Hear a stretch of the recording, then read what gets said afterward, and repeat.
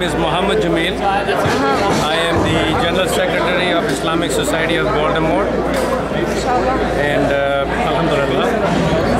And we built this masjid in 1982. The society was organized in 1969, and this is all 100% community fundraised assembly. This is also a local community center for everybody in the community. We have, as you saw today, on Friday, Alhamdulillah, approximately 2,000 people who come. And on Eid al-Fitr and Eid al-Adha, we have about 12,000 people. And we also have a free health clinic for people who do not have any medical insurance. That is for everybody, Muslims, non-Muslims, anyone is welcome. We also have a full-time school. He's willing to be interviewed. When you finish, he's willing to be interviewed.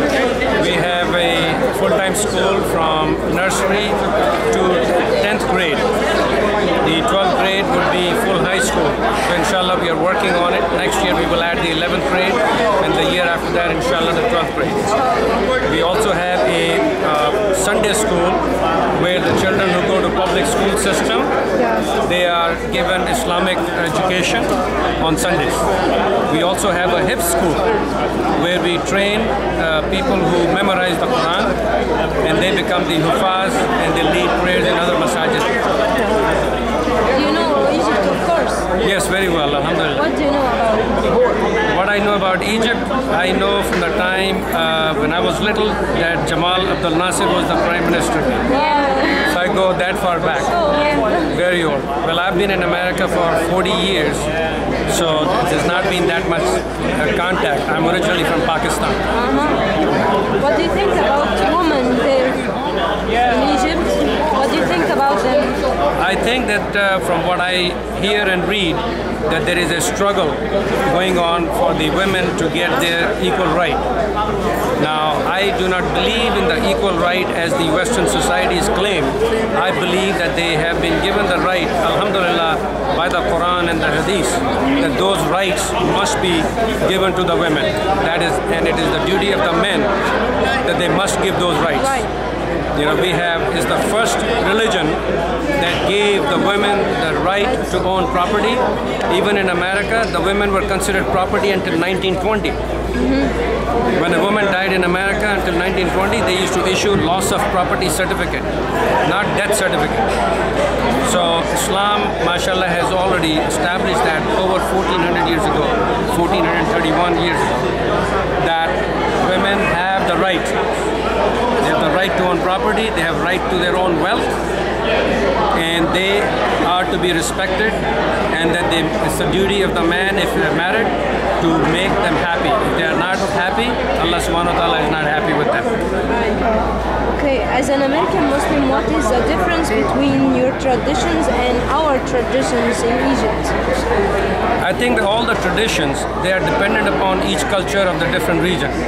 MashaAllah, we have 56 Muslim countries around the world, and each country has its own geographical culture that influences it. And that is the challenge for the Muslims throughout the world, that means the whole Ummah, that we should not let some of the cultures infiltrate and corrupt our Sharia and our laws that are Sunnah. So yes, there are other things added in, which is a struggle. Is there something in Egypt you wish to be here? What you're missing? I think that's a general thing. What I see, alhamdulillah, I have traveled about 40 countries extensively around the world.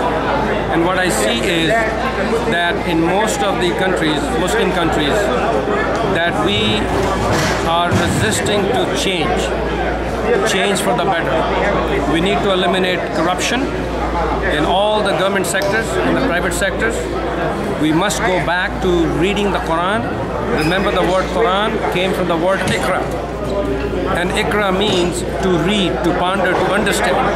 If people were to understand the Quran, we will not have any problems in any Muslim culture anywhere in the world. So we need to emphasize. I listened at the azan, not coming out boys out to the mosque, right? This Right, is right, right. Why?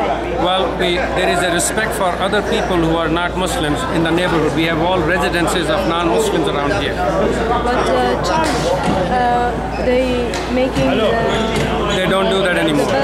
Very, very, very few do. Right. Yeah, the good thing about America is that they respect every religion. Yes. Yeah. So even if we say that adhan should be everywhere, it is not mandatory. In Sunnah, it is not mandatory. Yeah.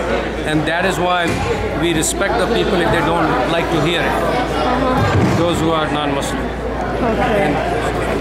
Thank you for your time. You're very welcome. Anytime. Okay, thank you.